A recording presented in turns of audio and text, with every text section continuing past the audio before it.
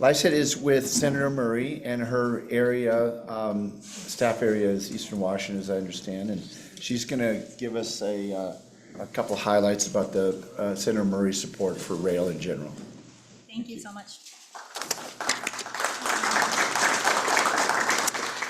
Thank you so much for having me. It's a pleasure, honestly.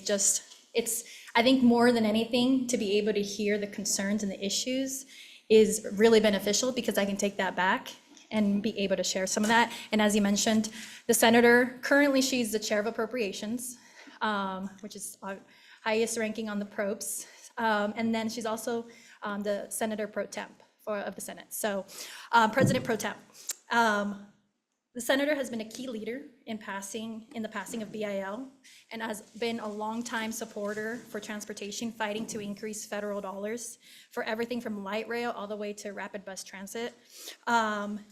Just this past August, I know she was there to celebrate the grand opening of the Linwood Light Rail Extension and was a key advocate in Congress for securing the CIG program funds for the project.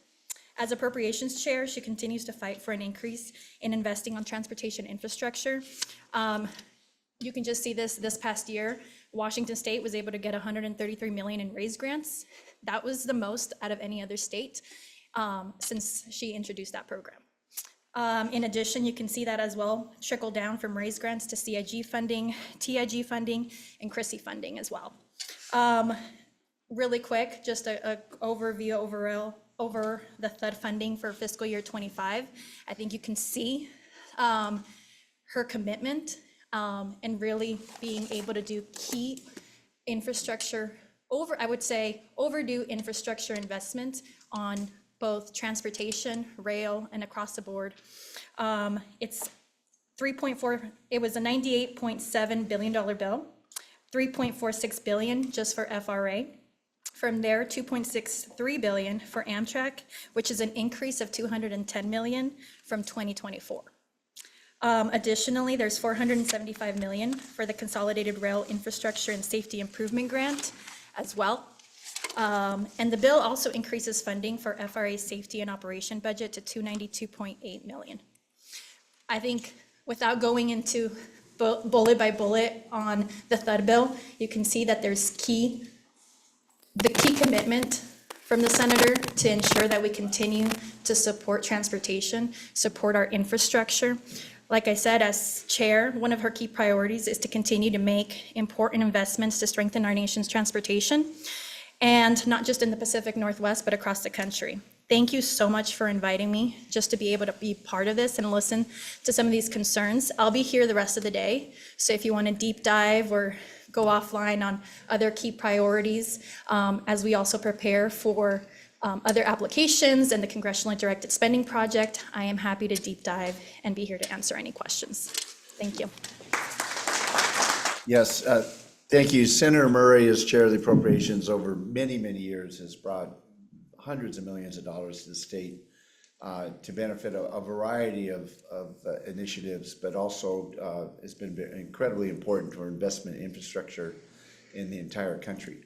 I also wanted to mention that we were actually in touch with Senator Maria Cantwell's office about the possibility yesterday of her speaking to our group.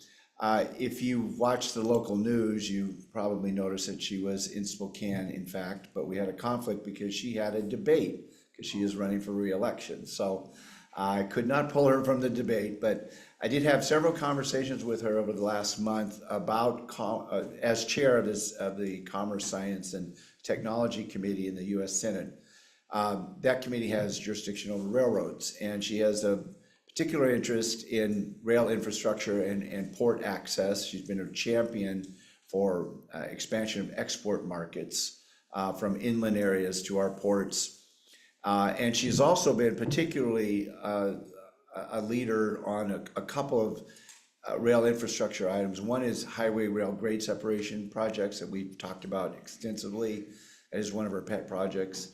And she actually lives in Edmonds, and that's a big challenge with the BNSF and the ferry all connecting there in a small community. But also a program that she actually added money to the IIJA or BIL, having to do with upgrading railroad culverts for fish passage. And we're going to hear about that later in the session, in particular, a project in Meadowdale and one with the Cowlitz tribe. Unfortunately, she couldn't make it, but she sends her best wishes. We also, and I don't think we got it in time, but we were going to get a video from Congressman Rick Larson, who is the ranking minority member of the House Transportation and Infrastructure Committee, which has jurisdiction over railroads, surface, marine, and aviation. Rick has been a big supporter of rail, and of course, in his district, in the northwest corner of the state, BNSF operates as well as Amtrak in Sounder with Sound Transit connections in Everett. So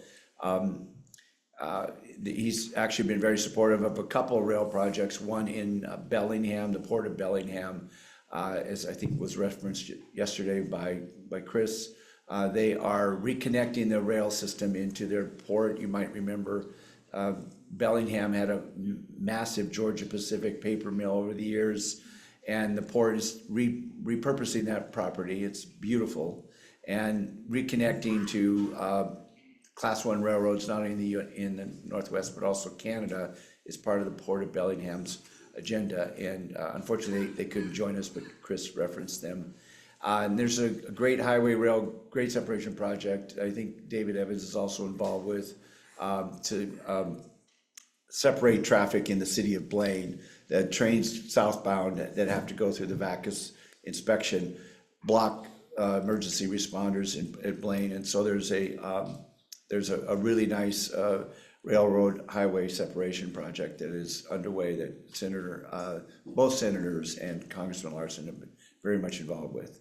So Jeff and Andrew and Daryl, you want to come on up? And we're just going to continue on this federal theme by having Jeff talk a little bit about federal funding and the kind of the prospects, looking at reauthorization, and then Andrew and Daryl, as retired official railroaders, are going to talk about their previous experiences.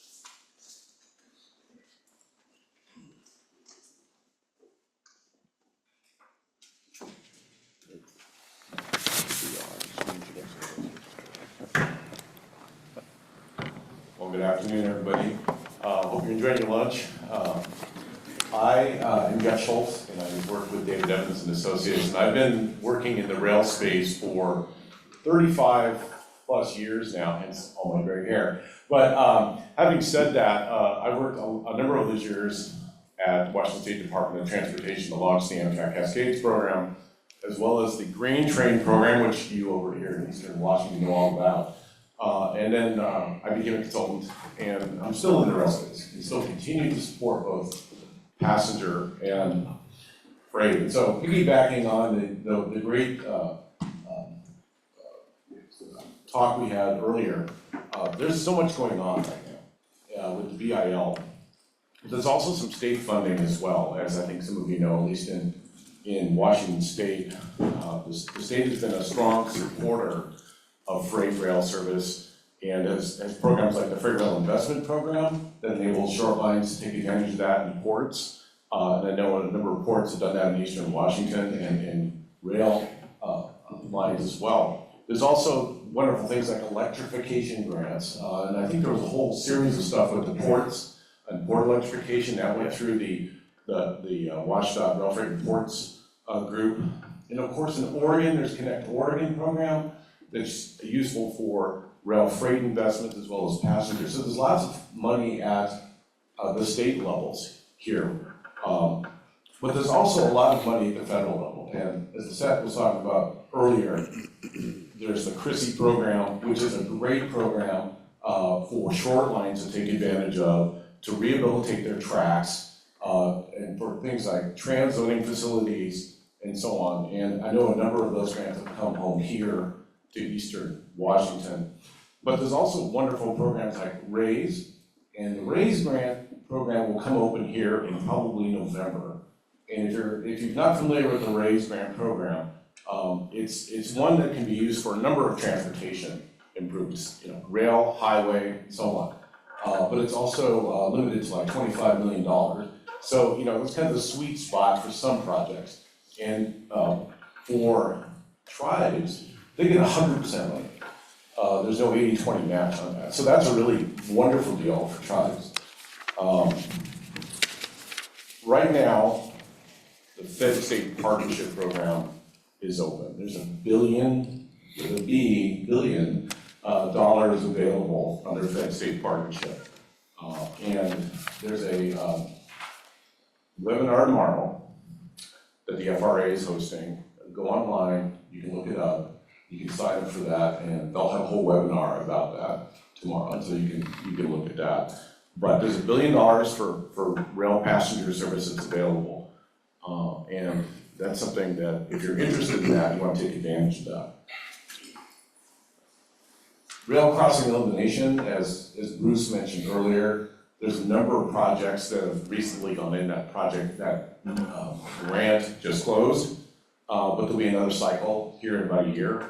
But that's a great way to address some of those issues in local communities with longer freight trains, with congestion, how we can get win-wins. And of course, Senator Canwell was instrumental in that program. And then there's the PIDP program for the ports. That's a great program for freight rail projects as well that connect to those ports. And then there's the PROTECT program, which is really focused on some of the resiliency efforts in climate change and how transportation infrastructure can be bolstered to address those issues. So there's a few of those out there. And as well as infra and mega, those are some other sources of funding under the bill that are great for grants. So those are just a few things that I wanted to mention. I know they've been coming and going today, but I just wanted to kind of recap those. Those are critical, and there's lots of money available to take advantage of. So, and some of these require wonderful things like benefit cost analyses, and not everybody can do those, right? They're somewhat challenging, can be difficult, and sometimes you might need a consultant to help you, and that's where we come in. We can assist you with that. So there's the infomercial, sorry, but no. But there's a number of folks who know how to do this, and there's a whole methodology that can be done. But we're here to assist. We want to see these projects get off the ground. We want to see things get done. Nobody wants to see these projects languish. We want to move ahead because we see that there's funding available, and we can move both passenger and freight projects forward under this administration with the funding that's there. There's a lot of positive things that can happen, and we're excited about that. Awesome. All right, so you've just heard about a whole series of federal funding programs that are available now in this era of investment. And I know there are enough of you in this room, some of you have some gray hair. You remember a time when the federal funding did not flow like it is now, that there just for a generation, there just wasn't, yes, there was federal funding, but it was not a priority. It was. And so now, as you aptly pointed out, there's a whole series of programs. You know about some of them, but I think, learned of a few that I wasn't really that aware of. So we are in an era of investment. There's no guarantees how long that will last. And what I want to do is just take a very quick moment, and then I'm going to tee up, this will be a good segue from the investment opportunities that are available for us now, how we got to where we are, and looking at a recent history and what that meant for rail operations in the Northwest based on an earlier era of investment. So I led government affairs at BNSF Railway, state government affairs and local city, county, regional governments and tribal governments for 15 years system-wide. Before I did that, I was Gary Locke's transportation advisor when he was governor of Washington, and wonderful man, wonderful administration, fantastic experience. Before that, I did a whole stint with the US DOT and worked with Bruce. And when I started my career with Congressman John Miller, 1st District of Washington. So I've been on the public side and then joined the railroad. And now I'm on, now continuing my private side as a consultant. But I remember very clearly sitting on the side of the table of the public agencies as we were trying to pursue something called the Freight Action Strategy, or FAST Corridor Program. I see some heads nodding. That was a rather innovative program where ports in communities and other interests, railroads and others, came together in Washington State, really centered in Puget Sound, and prioritized a list. And everybody put their shoulder to the wheel, because there was not the era of funding that we've, and of investment that we face now. And so what we had to do was all put our shoulder to the wheel and recognize that the first project on the list, everybody championed. And then when that one was done, then we went to the next one. And sometimes we tackled 2 or 3 at the same time. But you knew you needed to stay at the table because others were staying at the table for you. Other ports, other interests that may not have had a connection with the project that was next on the list. It was, I think, a great success story. There was a Fast 2 program that had some successes as well. That whole notion didn't just catch the eye of members of Congress and those in public policy, but my old boss, Matt Rose, who was the president, chairman, and CEO of the NSF Railway, it really caught his attention too. And we spent hours, it seems weird, but in a very private sector, corporate office, strategizing on how we could promote a notion of extending that fast corridor program, but turning it on its axis. One, you could certainly keep it on the same axis and go from central Puget Sound and include the rest of Western Washington and down into Oregon, and but also turning it on its axis and going eastbound. The point being that this was multiple counties and multiple communities and multiple ports, but it could certainly be multiple states. And I think this thinking contributed toward the Great Northern Corridor Coalition. I mean, it was an evolution consistent with that thinking. Again, so that's where you've got a private sector railroad partner who wants to move freight, but also recognizing that grade separations are a valuable thing, sometimes for port customers that just want to be able to get their product to market, get it to the port, and not be stuck by a train that's at the crossing, but also recognizing that railroads create a whole lot of impacts on communities. And what can we do to participate in a program that helps to alleviate some of those impacts? It was great leadership, I think on Matt Rose's part, but it was a wonderful combined effort. And I think some of you, I see some folks, Chris, nodding their heads, that have been around for a while in the freight and port communities.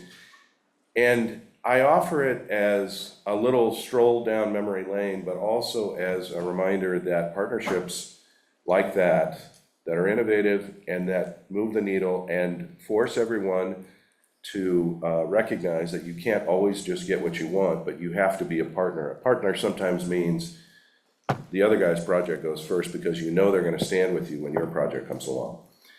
And I'm sharing this because, yes, it was about grade separation, some track geometry projects, some other truly freight-focused projects, but it was so much about reconnecting communities and ultimately enabling passenger service to move more swiftly as freight trains were getting out of the way. So another example, this goes back a few years, the ARRA, and some, Jeff, help me on this, 800 million? 800 million. 800 million was awarded in Washington State for investments in rail along the BNSF Railway Corridor, a whole series of projects, double track, third track, crossovers, high-speed turnouts, just the whole gambit of things that helped, again, move freight trains out of the way so that passenger service could have a more reliable, consistent opportunity to deliver folks on time. It was a big success, but I think its potential has yet to be fully realized. And I think we all can offer up reasons that would take well into the cocktail hour, how the potential could be realized. So, and now here's my segue. So Daryl Ness, my friend and colleague, seated right here, he taught me the railroad. When Governor Locke decided not to seek a third term, I'd done a lot of work with the railroads and others in the freight community, and the NSF said, hey, ever thought about working for a railroad? So I had, and was privileged to join BNSF. And I was in the Seattle office, and I knew something about rail by being in the governor's office and working freight mobility issues. But in terms of day-to-day rail, I was a neophyte. And this guy is like, he should be etched on Mount Rushmore, I think, or the Mount Rushmore for railroaders. I don't know that there's anybody that knows more about railroading than Daryl Ness. And it's because he came at it, he earned every inch of that by starting as a brakeman and working his way up through basically every job in the railroad. So he was running trains, he was supervising people who were running trains before any of those ARRA investments were made, and has a perspective on just what the railroad was like back then. And also then leading as the former general manager of the Northwest Division for BNSF Railway, leading really the railroad's engagement in the construction of those projects, and then seeing what the capacity looked like afterwards. So with that, I'm teeing up the questions. Maybe you don't even want to talk about that, but I think it's no, because there's a perspective that only you can provide. So anyway, I've teed that up, and I think that might be a good place for us to continue. All right. Thanks, Andrew. Again, everybody hear me okay? All right. My name is Daryl Ness. I grew up in Havre, Montana. So hired out as a brakeman, 1978. So the old Great Northern Railroad. And I got to see a little bit of different perspective than a lot of folks did, because I had to work every job that I had to manage later on. So worked as a brakeman, a conductor, yard master, train master, and actually worked all over the United States on BNSF territory. I guess the last two positions that I had were general manager on the Southwest Division, which was down in Belen, New Mexico, where I had the opportunity to do the Rail Runner project. And I worked in Vancouver 3 different times and Seattle twice, so my Northwest experience was elaborate.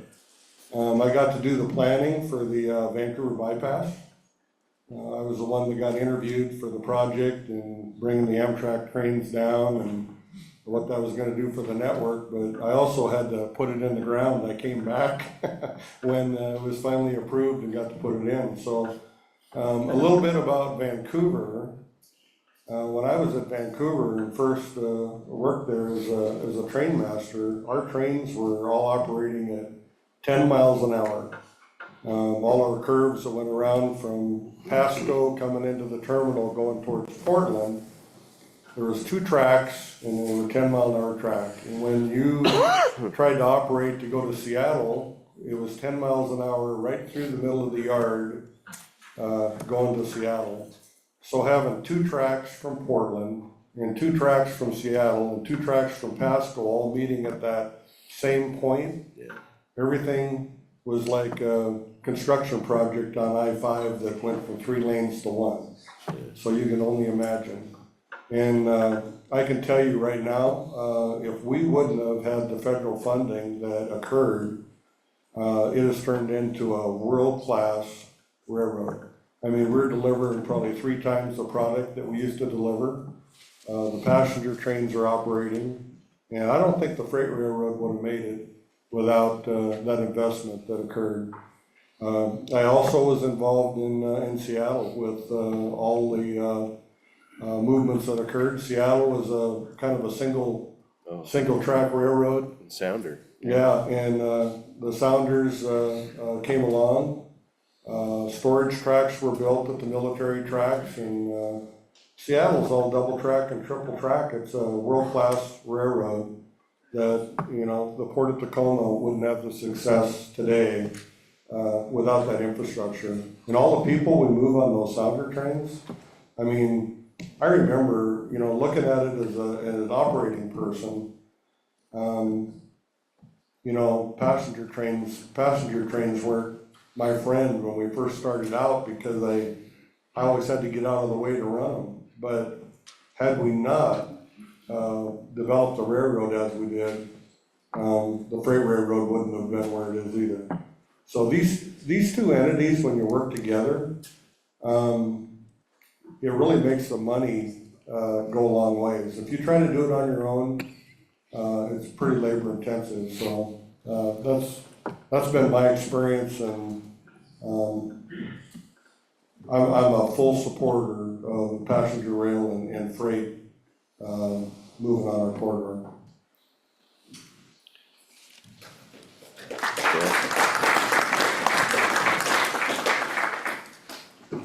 How are we on time, you okay? Yeah. All right.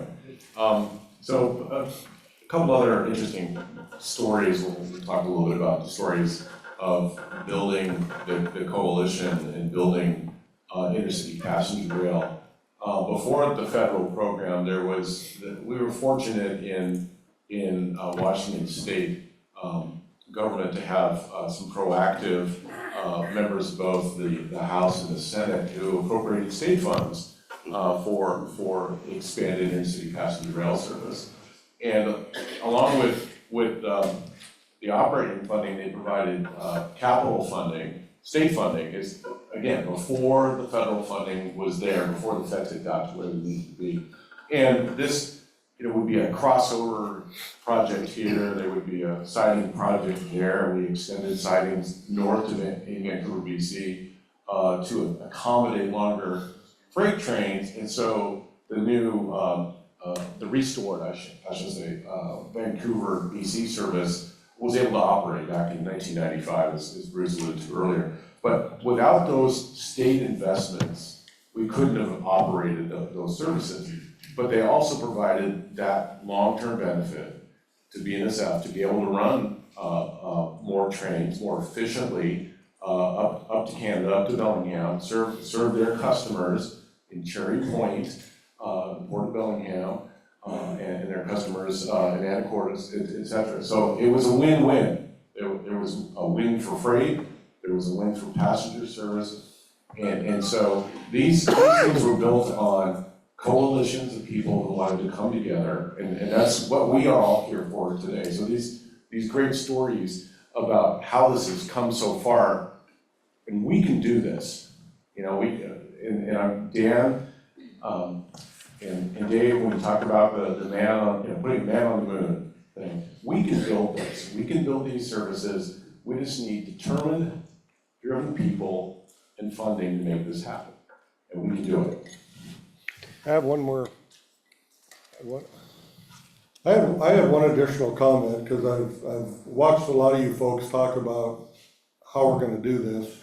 You know, I've seen all the plans, and if you really look at the freight network suffers today not because of long trains, they're really suffering because of so many trains.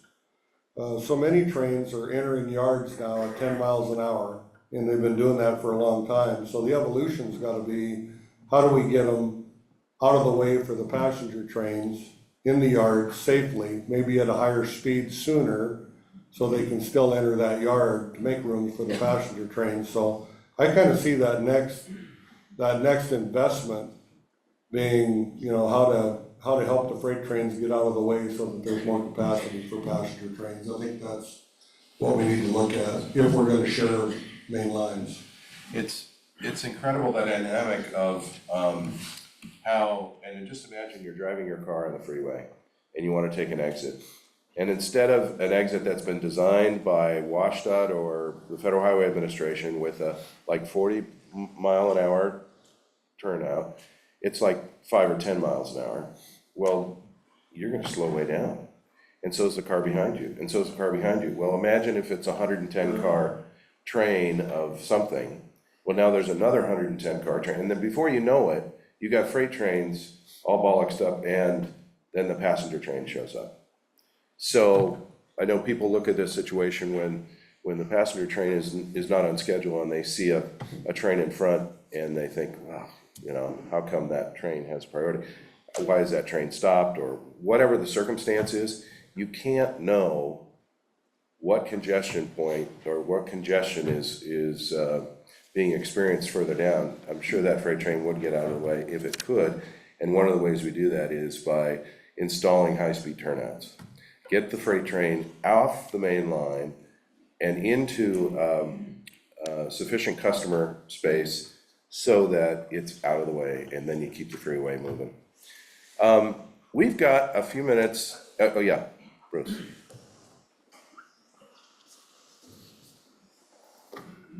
Don Easterbrook talked about getting freight trains into the Port of Seattle, Port of Tacoma. Yeah. Bullfrog Junction type stuff that he's working with you guys on. Can you highlight the challenges of when you have a main line and then you have port access, Lower Columbia River ports, Longview, Kalama, Vancouver, and where it all comes together in Portland, where UP and BNSF intersect? Can you explain how that is supposed to work, how it works? Oh, boy. Yeah, how's it supposed to work? Yeah.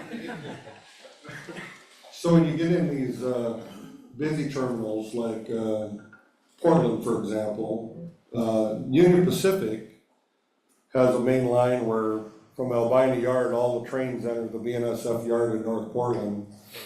And today they operate out of that siding or out of their line to our line at 10 mph.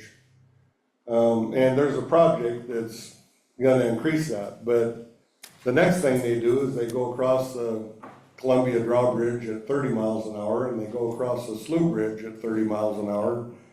And then they hit Vancouver Yard, where all the Port of Portland, or Port of Vancouver's access is. And what people don't understand is all these freight trains that are trying to get into those ports will delay other trains on the other main line. I think the biggest example of that is Port of Kalama, where they can take in actually like 6 grain trains a day. And those grain trains head in at 10 miles an hour. And for every grain train that goes in, a grain empty has to get out, and he has to get out at 10 miles an hour.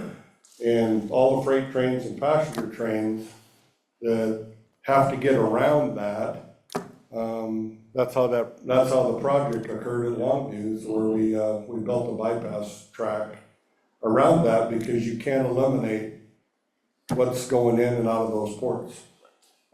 In Port of Tacoma, we got a project we're working on now. I don't wanna give too much information on that, but today Port of Tacoma actually has Union Pacific and BNSF both run trains in Port of Tacoma, but neither one of them have direct access for the routes that they want to run. For example, the Union Pacific trains at Port of Tacoma, they head in, they cross over from the BNSF main line, and they pull past the access to Port of Tacoma on their main line. You may actually have to back the train up or reverse that train all the way into the port. And I can tell you that move to change ends on locomotives and tie trains down and all that kind of stuff takes about an hour.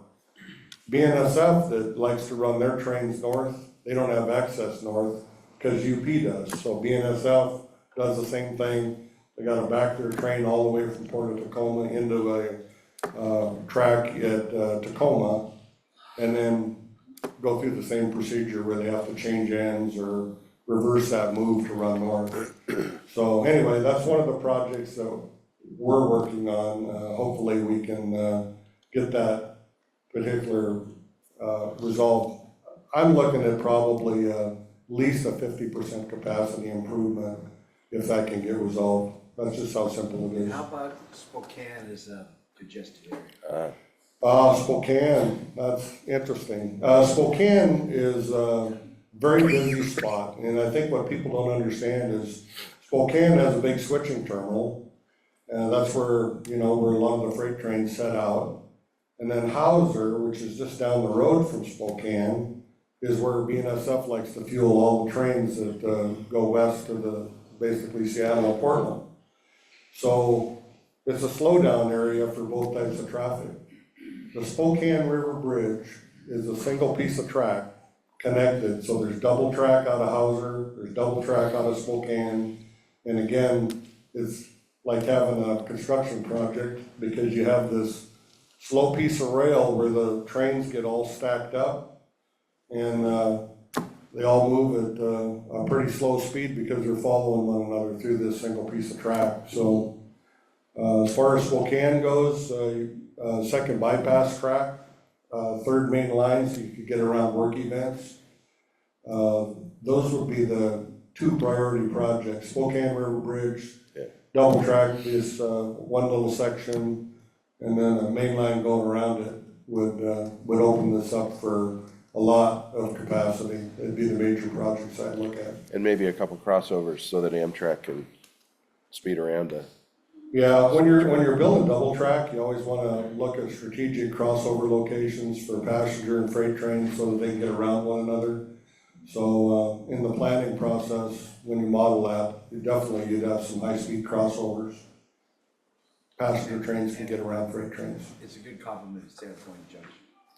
Yeah, that's right. Yeah, so Sandpoint Junction is another one where we had, the NP Railroad and the GN Railroad all come together, and they both had a lot of capacity. And then both railroads come together at Spokane, and we had this single piece of track going across the water. And that was another congestion point that it was probably one of the greatest investments that we've seen completed to our passage to the northwest. But it moved that needle now to where we're at the Spokane River Bridge, and that was a major project that I think one of the best ones that we ever achieved. We've got 4 or 5 minutes left. And you all have been very attentive through some of the most wonky stuff.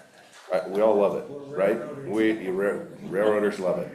But I wonder if you might be interested in, this guy has over 40 years of railroading experience from, again, starting as a brakeman and working his way up. And so I've heard some of these stories, and I can't believe they're true, but they are true. And I want to give the microphone back to Daryl, and you can choose. Tell us a story that goes back to the day, and it probably changed your life. Well, where do I start? I was 19 years old, working as a brakeman between Havre and Glasgow, Montana. December 1978. I was in a head-on train wreck, actually 53 miles an hour. And that was kind of the point where I was wondering whether I was going to stay railroader or not. Kind of the joke was that I jumped the barbed wire fence because we were stopped. We had actually headed in a siding in Zurich. We were sitting behind a crossing, watching, because we didn't want to block the crossing, waiting for freight trains. And the dispatcher told us that you guys are going to leave now, so go ahead and pull up. It takes quite a while to pull up 10 mile an hour back then. So we pulled up, blocked the crossing, and once we did that, he called and said, "Hey, I can't get the switch." He said, "The switch won't go over, I must have snow in it or something." So he said, "I lined the other guy out of Chinook, Montana, and he's coming at you." And we could see for miles, we could see the headlight coming. So we're kind of looking back, watching the crossing, wondering whether we should back up or if cars are gonna come. And anyway, when I got off to do my roll-by inspection of the train, which that's what you do when you're a head brakeman, is you cross over to the other side of the railroad and you roll it by. While I was walking across, I could see sparks coming off the engine that was coming at us. And he was in emergency, and he headed in and hit our train at 54 miles an hour. So that was my 6 months, the experience of the railroad. 2 sets of footprints. Yeah. On there either were two side of the sets snow, footprints in on the snow. On the snow, and I had leaped over this fence, so the joke was, I had all these tryouts from these football teams, and, Yeah. but, that was my experience. I met Bob Howery, he was the, one of the executives for BNSF, he was assistant superintendent then, and I was the only guy that didn't go to the hospital. It wasn't the fault of an employee, it was actually human failure on a signal maintainer back at that point. They actually had a clear signal, and they'd actually, the switch had thrown when the dispatcher threw it, but one of the parts had fallen out. And so the system had failed, but that was many years ago, and you don't see that anymore. So. Jeff, you have any? Murphy's Law. I think one of my most favorite rail story, and I'll get this really quick, but I think this goes to the core of my rail passenger love of rail passenger service. When I was fortunate to work for a couple of years back east in New England on the New Haven, Hartford, Springfield rail program, and as we finished that project, we were testing out the new track. And I was fortunate enough to be able to be in the cab of the locomotive. As the first trip, we went 110 miles an hour through this new stretch of track through Hartford. And it's an amazing experience when you're able to be on one of these trains and be going that fast, safely, efficiently, and be able to go through these communities that fast.